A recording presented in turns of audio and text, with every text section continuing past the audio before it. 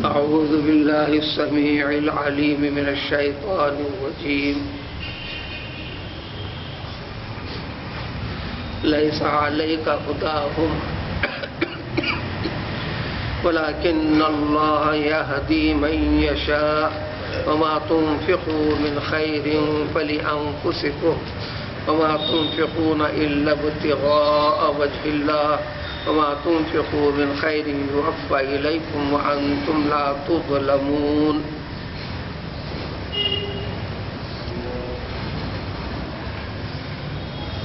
مالی عبادت سے متعلق ہی پچھلے 2 رکوع سے قریب اسی سے متعلق مختلف پہلو جو اسلامی احکام ہیں، اسلامی طریقہ ہے، دین کا تقاضا ہے، ان چیزوں کے متعلق وضاحت چلتے ہوئے آ رہی ہے۔ آج کی اس آیت میں بھی خرچ کرنے کے لیے جب یہ طے پا گیا، اس کی فضیلت بیان کر دی گئی، اس کا بڑا اجر و ثواب ہونے کا ذکر کر دیا گیا، مال حلال قسم کا ہونا چاہیے، اچھا اور پاک قسم کا ہونا چاہیے، اس کی وضاحت کر دی گئی۔ صدقات و خیرات کے بعد احسان جتانے سے منع کر دیا گیا، کسی پر خرچ کر اس کے اوپر فخر جتانے سے منع کر دیا گیا، یا اس کو ذلیل و رسوا کرنے سے منع کر دیا گیا، کسی بھی قسم کی الفاظ کے ذریعے سے کسی اور ذریعے سے اس کو اذیت اور نقصان والا پہلو پہنچانے سے منع کر دیا گیا۔ جب اس شرائط کے ساتھ جب تم خرچ کر رہے ہو، یہ بھی بتا دیا گیا کہ خرچ کھلم کھلا کر سکتے ہو، یہ بھی اچھی چیز ہے، اور جب بغیر فرض والا خرچ ہو یعنی زکوٰۃ کے سوا ہو تو اس میں بھی کھلم کھلا کر سکتے ہو، یا اخفاء کے ساتھ مخفی انداز میں کر سکتے ہو، لیکن مخفی انداز میں کرنا سب سے اچھا اور افضل ہے۔ یہی حال ہر اطاعت و عبادت میں ہے، فرائض اور غیر و فرائض میں فرق۔ فرض نمازیں مسجد کے اندر افضل، فرض نماز کے علاوہ تمام نمازیں اپنے گھر کے اندر عام لوگوں کی نظر سے باہر پڑھنا زیادہ افضل۔ بس یہی حال اسی میں ہے۔ آج کی اس آیت میں ہے کہ خرچ کرنے کے لیے کیا قومیں مخصوص ہیں، کیا مسلمان سے مسلمان کے لیے ہی، مسلمان فقیر کے لیے ہی، مسلمان ضرورت مند کے لیے ہی اس کی ضرورت تکمیل کرنا ہے، یا کسی کی مدد کرنا ہے تو کیا جس کی آپ مدد کر رہے ہیں اس کا مسلمان ہونا ضروری ہے، یا غیر مسلم پہ بھی کیا جا سکتا ہے؟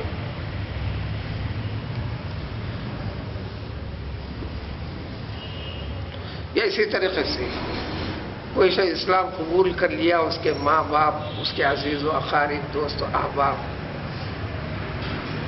غیر مسلم ہیں، اب یہ مسلمان ہیں، مسلمان ہونے سے پہلے اس کے تعلقات، روابط، خیر خواہی کا معاملہ ان تمام کے ساتھ تھا، اس لیے کہ وہ بھی ان کا ایک فرد تھا، اس خاندان کا فرد تھا، اس برادری کا حصہ تھا۔ اب ایمان کی وجہ سے اس کی برادری بدل گئی، تو کیا وہ اپنے ماں باپ کے اوپر خرچ کر سکتا ہے، بھائی بہنوں پہ خرچ کر سکتا ہے، دوست و احباب کے اوپر خرچ کر سکتا ہے؟ اس جیسے کئی پہلو ہجرت کر کے مدینہ تشریف لانے کے بعد مکے والے جو مہاجر کہلاتے ہیں، سب سے بڑی تعداد ان کی محتاج مسکین ہی تھے، اپنا سب کچھ چھوڑ چھاڑ کر آئے تھے، بلکہ تو اس میں سے ایک اچھی خاصی تعداد مہاجرین کی اصحاب صفہ کی تھی۔ نبی کریم صلی اللہ علیہ وسلم کے گھر کے روبرو پڑاؤ ڈال کر بیٹھے ہوئے تھے. دین کی غرض تھی، دین کی ہر آنے والی چیز کا اشتیاق رکھتے ہوئے اور دیگر قسم کے ذرائع اسباب اختیار کرنا اس کی فکر بھی نہیں کرتے تھے. توکل علی اللہ کے اوپر رہا کرتے تھے وغیرہ. تو جب یہ احکام سب کچھ آ گئے، یہ عمل شروع ہو گیا، دین کا حصہ بن گیا، تو ایک مرحلے میں پیغمبر صلی اللہ علیہ وسلم نے صحابہ کرام رضوان اللہ تعالی علیہ اجمعین سے فرما دیا کہ دیکھو تم اپنے صدقات و خیرات، یہ حکم تھا فرض زکوٰۃ سے ہٹ کر، ساری باتیں فرض سے ہٹ کر چل رہی، تو اپنے صدقات و خیرات، تعاون وغیرہ ساری چیزیں صرف مسلمانوں پر کرو، جو مسلمان نہیں ہیں ان پر مت کرو. آگے پیچھے کا پس منظر تھوڑا سا ذکر کر دیا گیا، جو مدینہ تشریف لانے کے بعد جو کیفیت ہوئی تھی مسلمانوں کی وغیرہ وغیرہ یا تھی.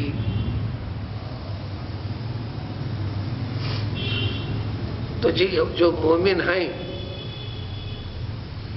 پابند صوم و صلات ہیں، یہ سب کے سب آ جاتے ہیں، انہیں کے اوپر کرو.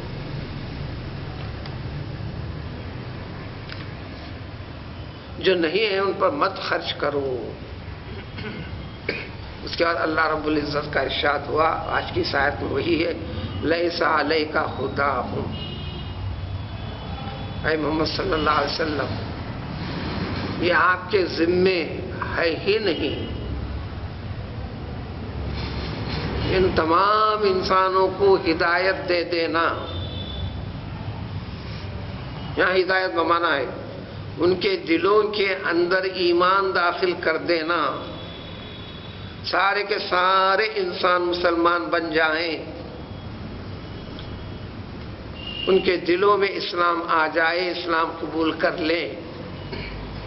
یہ آپ کے اوپر ذمہ داری نہیں ہے.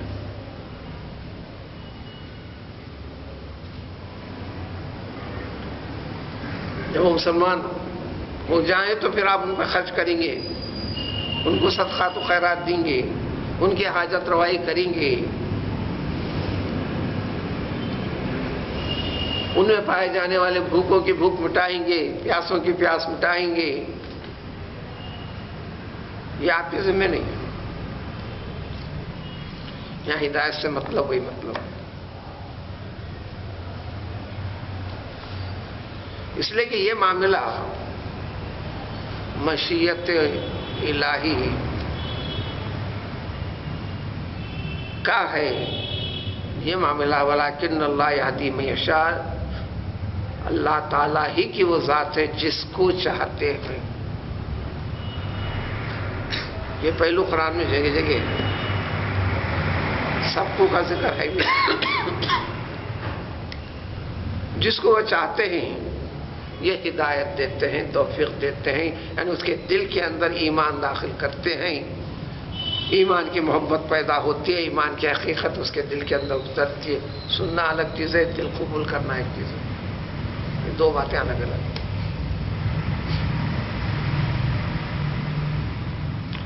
دل قبول کر کر دل کا ایک حصہ بننا، یہ دو چیزیں الگ الگ ہیں. شب و روز آپس مسلم معاشرے کے اندر بھی، مساجد و غیر مساجد کے اندر بھی مختلف قسم کے مجالس، واعظ، تقاریر وغیرہ کے بیچ میں اہتمامات ہیں.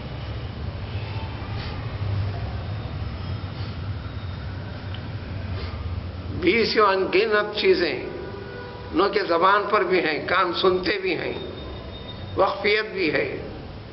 عملی وقت کے اوپر، آزمائش کے وقت پر، یعنی عمل کرنے کے وقت پر ان چیزوں کا خلاف ہو جاتا ہے. کسی کی دل آزاری کر دیتا ہے انسان، کسی کا دل توڑ دیتا ہے، کسی کا حق طلب کر دیتا ہے. ایک دم نفرت کا مظاہرہ اس کے اوپر کرنے بیٹھتا ہے. جو آزمائش وقت یہ بھی ہو جاتا ہے. تو گیا وہ کانوں تک ہی باقی تھی، زبان اور کان تک حصہ باقی تھا، دل کا حصہ بنا نہیں. جہاں پر اعتقاد ہے اس اعتقاد کی بنیاد کے اوپر یہ آپسی رکاوٹیں دنیا اور مخلوق سے جو ہوتی ہیں اس کے اوپر صبر کرنا ہے، اللہ کے حکم کو ترجیح دینا ہے، اس کی کمی ہو جاتی ہے. تو نبی کریم صلی اللہ علیہ وسلم منع فرما دیا تھا تو اللہ تعالیٰ نے فرمایا کہ یہ کام یعنی سب مسلمان ہو جانا، اسلام کی محبت ان کے دلوں میں پیدا ہو جانا، اگر وہ ہوں گے تو کریں گے. یہ آپ کے اوپر ذمہ داری نہیں ہے، یہ تو اللہ تبارک تعالیٰ کی قدرت والا معاملہ ہے، اس کی مرضی اور مشیت کا معاملہ ہے. اللہ تعالیٰ جس کو چاہے ہدایت دیتے ہیں. یہ وضاحت قرآن میں اور آتی جائے گی.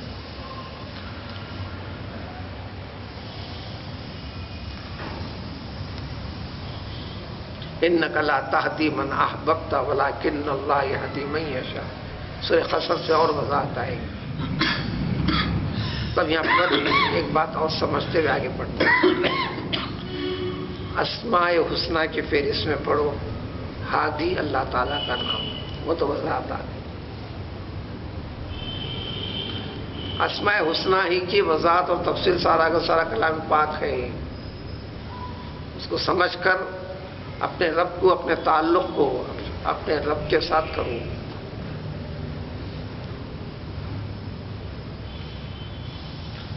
اور جتنے نام ہیں اسماء حسنہ اللہ کے ذات کا تو ایک ہی نام ہے. وہ جتنے چیزیں ہیں وہ سب کے سب اللہ کے کام ہیں، وہ اللہ کے کام ہیں. تو یہ کام اللہ تعالیٰ کا ہے. اس کی وضاحت قرآن کرتا چلے گا. اسی طرح نبی کریم صلی اللہ علیہ وسلم کے بھی ایک کام دیکھیں گے. ان کاموں کے لحاظ سے ان کے نام کی وضاحت تفصیل ملے گی آپ کو. اسلاف نے جمع کر دیا ہے. اس میں پاؤ گے ہادی، یعنی اللہ تعالیٰ ہادی.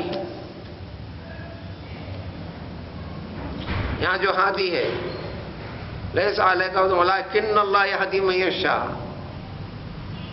یہی مراد ہے سورہ فاتحہ میں اہدنا الصراط المستقیم. اسی کی تفصیل ہے. لیکن نبی پیغمبر علیہ الصلوۃ والسلام بھی ہادی، وہ اس معنی میں کہ اللہ تعالیٰ کے پیام، اللہ تعالیٰ کا کلام، اس کی طرف دعوت دینا، رہنمائی کرنا، راستہ بتانا، دلوں کے اندر گھسنا، یہ آپ کے اوپر ذمہ داری نہیں.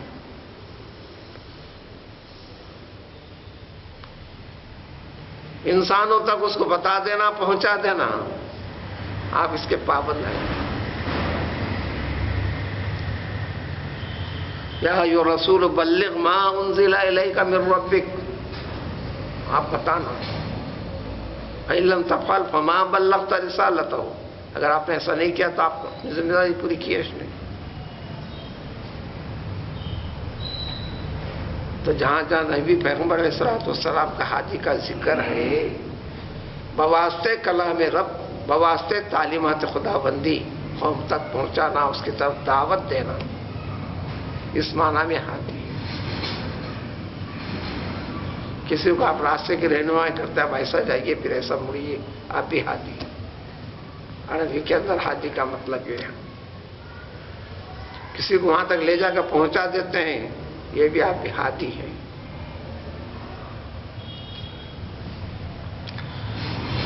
تو وہ ایمان کی توفیق دینا یہ اللہ تعالیٰ کا کی قدرت والا معاملہ ہے. لہذا اس کا انتظار مت کرو. یہ آیت آتے ہی پیغمبر صلی اللہ علیہ وسلم نے حکم جاری فرمایا، رب العزت کا کلام پیش فرمایا، اے لوگو تصدقوا علی کل رجل من کل الادیان، اور کما قال نبی علیہ الصلوۃ والسلام، ہر شخص پر تمام دینوں سے تعلق رکھنے والا، مذہب اسلام سے تعلق اور جوڑ ہونا ضروری نہیں ہے. اور یہ بات بھی قرآن کہہ دیا کہ مذہب اسلام، دین اسلام سے ہٹ کر سارے کے سارے دین باطل. ان الدین عند اللہ الاسلام، اس کے سوا جتنے دین ہیں سب باطل. اب کا انجام دوزخ، اللہ کی ناراضگی. دوزخ نام ہے اللہ کی ناراضگی کا نام، اللہ کے غصے کا، غضب کا نام ہے. اور اللہ تعالیٰ نے حکم دیا نہیں، بحیثیت انسانیت ان تمام کے اوپر یہ کرے. منشا رسول صلی اللہ علیہ وسلم یہی تھا تاکہ مسلمانوں میں، اسلامی برادری کے اندر آپسی مواسات، غمخواری، ہمدردی کا، آپسی تعاون کا جو مظاہرہ ہے، اس کیفیت کو دیکھ کر مدینے کے اندر ایک بڑا طبقہ تھا جو بحیثیت ذمہ رہ رہے تھے، ان پر خرچ کرنے سے منع کر دیا رسول اللہ صلی اللہ علیہ وسلم نے. اس نظام کو دیکھ کر تمام کے تمام اسلام قبول کر لیں. بات قبولیت کی آئی، دل میں داخل کرنے کی آئی تو اللہ نے فرمایا کہ لیس علیک ھداھم، یہ آپ کے ذمے نہیں ہے، یہ کام تو اللہ تعالیٰ کا ہے.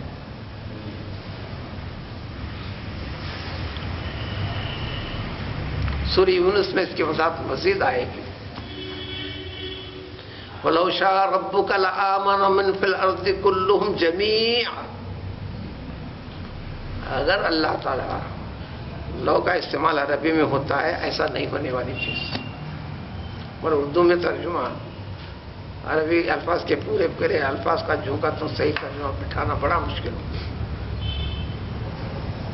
لفظ ہی نہ آتا تو اگر، اذا آتا ہے تو اگر، لو آتا ہے تو اگر، کوئی فرق ہی نہیں اردو میں. اس لیے ترجمے سے 20ویں جگہ بعد پوری طرح بعض مقامات پر بیٹھنا بڑا دشوار ہوتا ہے. اردو میں ترجمہ ایزا کا ترجمہ اگر، الف نون ان کا ترجمہ اگر، لام و لو کا ترجمہ اگر، لیکن حقیقت سب کی الگ الگ ہے. اب یہاں اگر کا ترجمہ اس حقیقت میں اتنا بتانا ہے تو اس ترجمہ کا ہوا ہے، تفصیل ہوگی، تفسیر ہوگی، طلب. لو محال جس کے لیے استعمال کرتے ہیں، جو ہونے والی نہیں ہے. ایسا قرآن نے کہا کہ لو شاء ربک لآمن من فی الارض.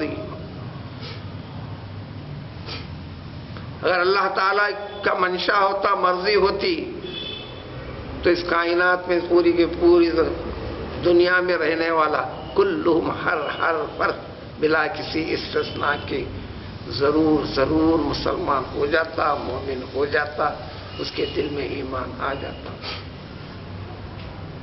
وہاں بھی ذکر کیا کہ دلوں میں ایمان داخل کرنا اللہ کا کام ہے، توفیق دینا اللہ کا کام. افانت تکرہ الناس حتی یکونوا مؤمنین. کیا لوگ جب تک مسلمان نہیں ہوں گے آپ ان سے نفرت کرو گے؟ یہ سورہ یونس کی آیت کا ترجمہ ہے، جو اسی کی وضاحت آتے رہے گی قرآن میں آگے.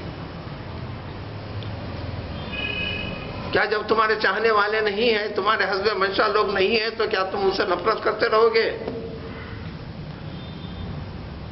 نہیں.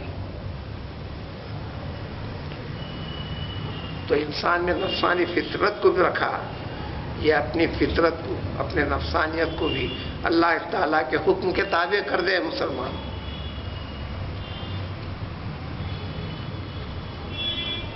اب یہاں پر 20 مسائل احادیث کے ذریعے سے وضاحت میں. زکوٰۃ اور عشر، پیداوار کی زکوٰۃ، مال کی زکوٰۃ.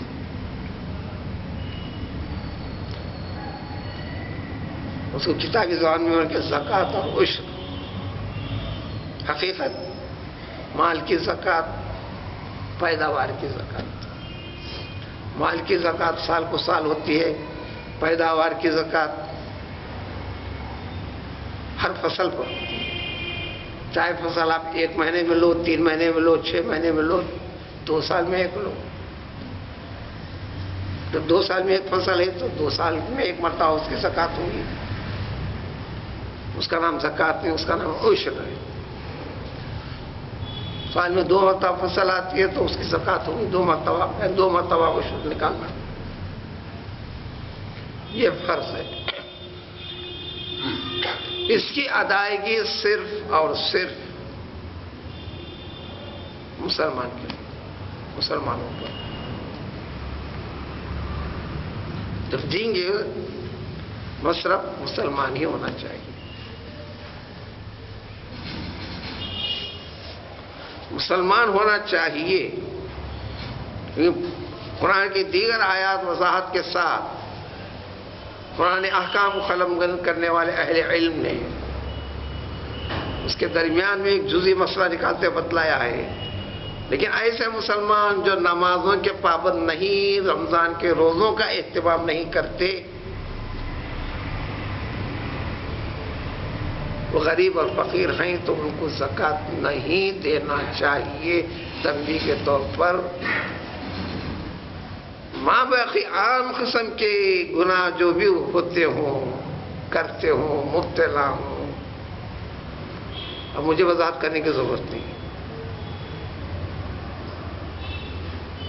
زیادتی کرتا ہو، جس کو ہم اپنے سامنے بدماش کہتے ہو، فلاں کہتے ہو، کبھی چوری چکا کر لیتا ہو، بلا فلاں جو بھی ہو، ان کو دینا چاہیے اس لیے کہ مسلمان ہے. بس گناہ کرتا ہے اس لیے نہیں، اس لیے کہ مذہب اسلام سے ہے.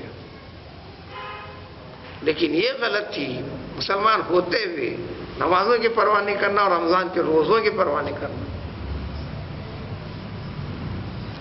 یہ اس آیت کے تحت استنباط کیا ہے فقہاء نے، علماء نے. خیر اس کو جزوی طور پر ہٹا کے رکھیے. تو بہرحال زکوٰۃ اور عشر والا معاملہ سے مسلمانوں کے اوپر، غیر مسلمانوں پر نہیں. ماں باقی زکوٰۃ اور اس سے ہٹ کر تمام کے تمام صدقات، اب تمام کے تمام آنے کے بعد بات آ گئی. اس میں صدقۃ الفطر آ گیا، نظر ماننے کے بعد جو نکالنا رہتا وہ آ گیا، کفارہ جیسے قسم پائے کر لیا اس کو ادا کرنا، وہ سب آ گیا.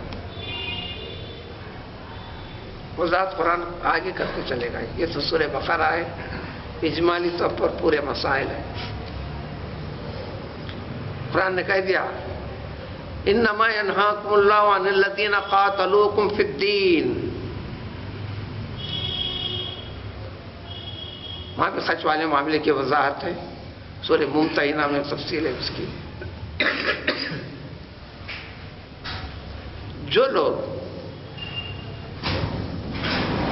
تم سے لڑائی بھڑائی میں مشغول و مصروف ہیں صرف اس لیے کہ تم مسلمان ہو،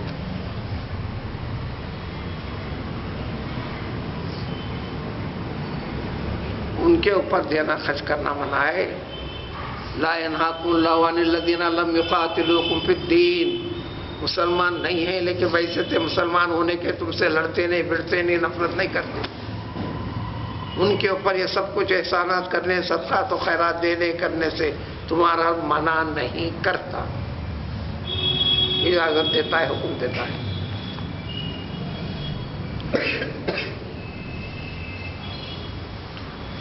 وَمَا تُنْفِقُوا مِنْ خَيْرٍ فَلِأَنفُسِكُمْ. جو بھی تم خرچ کرتے ہو مال کے قسم سے، نیک کام کرتے ہو، شرائط آگے اس کو ملحوظ رکھ کے چلنا آگے. آنے جو خرچ کرتے ہو احسان جتانے کے لیے نہیں، اذیت پہنچانے کے لیے نہیں، حرام مال میں سے نہیں، بلکہ اچھے مال میں سے خرچ کرتے ہو، تو پھر فَلِأَنفُسِكُمْ کیا ہوں گا؟ اب خرچ کس پہ کرنا سب بتا دیا گیا. اس کا نفع، اس کا فائدہ لوٹ کر تمہیں کو آئے گا، ضائع نہیں ہوگا. نئے سالے کا حکم کی روشنی میں پھر یہ حکم، چاہے وہ خرچ کر رہے ہو غیر مسلمان پر، کسی اور دین سے تعلق رکھنے والا صحیح، لیکن تم کو اس کا نفع لوٹ کر آئے گا دو معنی میں، آخرت پہ پکا۔ خرچ کرنے پر اس دنیا کے اندر بھی اس کا نفع لوٹ کر آئے گا، احادیث کی روشنی میں۔ اس لیے کہ وہاں تنفقون الا ابتغاء وجہ اللہ، اس لیے کہ جو کچھ تم خرچ کرتے ہو تو وہ صرف اور صرف اللہ تعالیٰ کی رضامندی کے لیے، اللہ کے خاطر کرتے ہو۔ یعنی جو چیزیں اس کے اندر قبول نہ ہونے کی بتائی گئی تھی، اس کی پابندی کر کر صرف اللہ کے لیے کر رہے ہو، تو پھر کیوں نہیں لوٹے گا؟ لوٹ کر رہے گا تمہارے۔ پھر مزید تاکید کر کے وضاحت کر دی گئی، جو بھی تم مال خرچ کرو گے، اس عبادت میں لگے رہو گے، تمہارا رب تم کو پورا پورا دے گا، ضائع نہیں ہوگا وہ۔ پھر تاکید فرمائے کہ لا تظلمون، اور تم کو تمہاری اس بطور عبادت، جس عبادت پہ مشغول رہنے پر جو مال خرچ کر رہے ہو، دیے جانے والے اجر جس کے وعدے پہلے کیے گئے ہیں، 10 گنا سے لے کر 700 گنا تک، اور اس سے بھی بڑھ کر واللہ یضاعف لمن یشاء، یہ سب کچھ ملنا حق ہے، برحق ہے۔ لا تظلمون اے لا تنقصون، ذری بھی کمی نہیں فرمائے گا اللہ تعالیٰ۔ اب اگلی آیت میں اب لینے والے بھی کس قسم کے لوگ ہیں، اس کے اندر تم کیسا کیسا فرق کرو گے، تمہارے پر کیا کیا ذمہ داری ہے، اگلی آیت میں ان چیزوں کے متعلق تفصیلات۔ سبحان اللہ۔